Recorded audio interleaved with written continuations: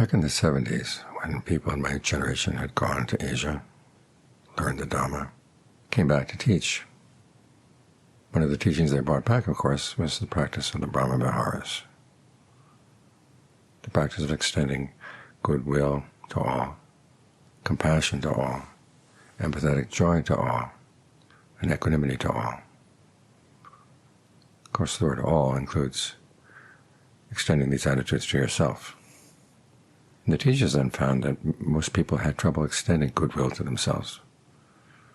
They had trouble saying, "May I be happy." They felt it was superficial, or they just couldn't get their hearts around it. And gradually, over the years, there was a change. Until now, younger generations seem to have no problem extending goodwill to themselves. They feel that they deserve to be happy. Of course, both attitudes are extremes. The first attitude seems to come maybe from Judeo-Christian background, where suffering is regarded as a virtue. Or at the very least, it keeps you alert. You learn from your mistakes. And if you don't keep on suffering, you'll forget that indulgence is bad. That, of course, is the extreme of self-torture in a middle way. The other attitude, that you deserve happiness, you deserve a reward just for participating, whether you participate well or not, that's the extreme of sensory indulgence. If you really want to develop proper attitude toward happiness, you have to find the middle. And what is the middle? Remember, the Buddha said all skillful qualities come from heedfulness. What makes them skillful? Well, they're the proper answer to that question that lies at the beginning of discernment. What, when I do it, will lead to my long-term harm and suffering? What, when I do it, will lead to my long-term welfare and happiness? So basically, developing heedfulness is what you want. Heedfulness is the realization that your actions make a difference between good and bad results.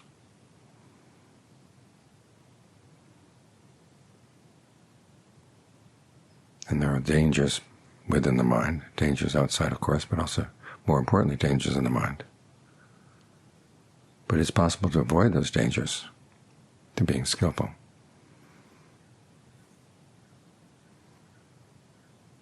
So the attitude is trying to maintain a sense of heedfulness, enjoying the results of your heedful actions. Remember, the Buddha didn't say he would teach only those people who didn't deserve to suffer. He taught the end of suffering for everybody who was willing to take on the path, regardless of what your past has been. It requires having a healthy attitude toward happiness, a healthy attitude toward suffering. That you can learn from your suffering. But suffering in and of itself doesn't constitute a virtue. You're working for happiness, and it's not a selfish quest. Because remember, where does true happiness come from? Where does true happiness come from? It comes from within, from developing your own inner qualities: virtue, concentration, discernment, heedfulness, ardency, resolution. Now, developing happiness through these things doesn't take anything away from anyone else. No one else is deprived by your happiness. In fact, it's the responsible way to look for happiness in the world.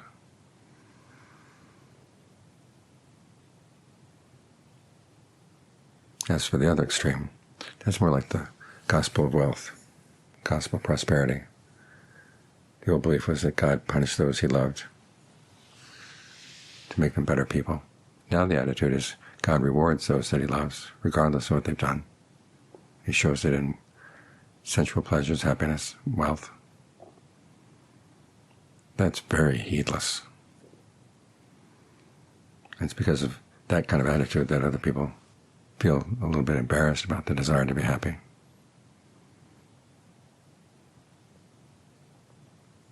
Remember, the Buddha was afraid of sensual pleasures because they made you heedless.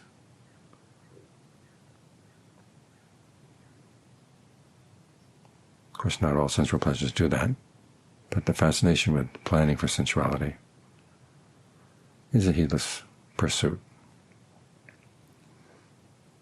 Sensual pleasures come and go, and as long as they don't have a bad effect on the mind, and the Buddha says not all sensual pleasures have a bad effect on the mind, then they're okay.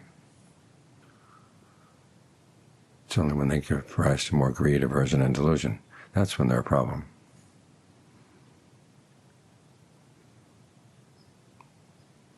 Which means that when you wish for the happiness of yourself and the happiness of others, you're not saying, may you be happy in all kinds of ways. May you be happy in skillful ways. May all living beings be happy means may all living beings be heedful. May I be happy means may I be heedful. When you think in these ways, then you can avoid the two extremes that the Buddha said were ignoble. Notice that even making yourself feel noble about suffering, the Buddha says actually is ignoble. That was probably, when he gave his first Dhamma talk, that's probably the most shocking thing he said to his attendants, the five brethren. They thought that the path of self-punishment was a noble path.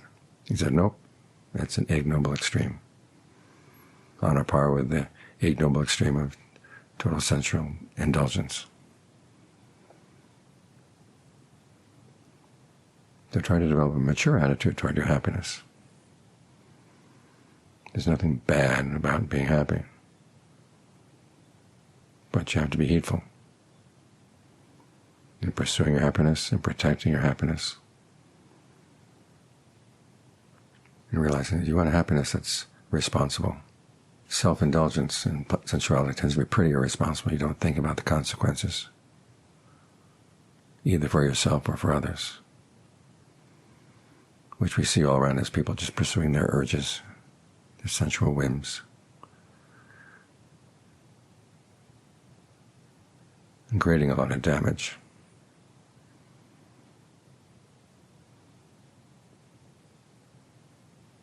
But that doesn't mean happiness has to be irresponsible. As the Buddha said, this is the responsible way to look for happiness. Train yourself within. Being generous doesn't take anything away from anyone else. Being virtuous doesn't take anything away. Meditating doesn't take anything away. And the results that come are happiness that has no boundaries. When you sell something to somebody else, that creates a boundary that only the exchange of goods and money can overcome. And even then, the boundary is still there. Whereas when you give, it's like you're treating one another as members of the same family.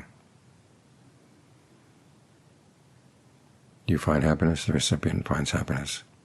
You behave in a virtuous way to other people, the fact that you're not harming them is good for them, good for their happiness.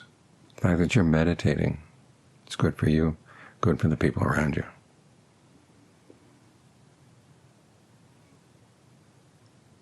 To have a mature attitude toward happiness, the happiness the Buddha recommends, is worth pursuing. It requires that you be heedful and responsible. So may all living beings be heedful.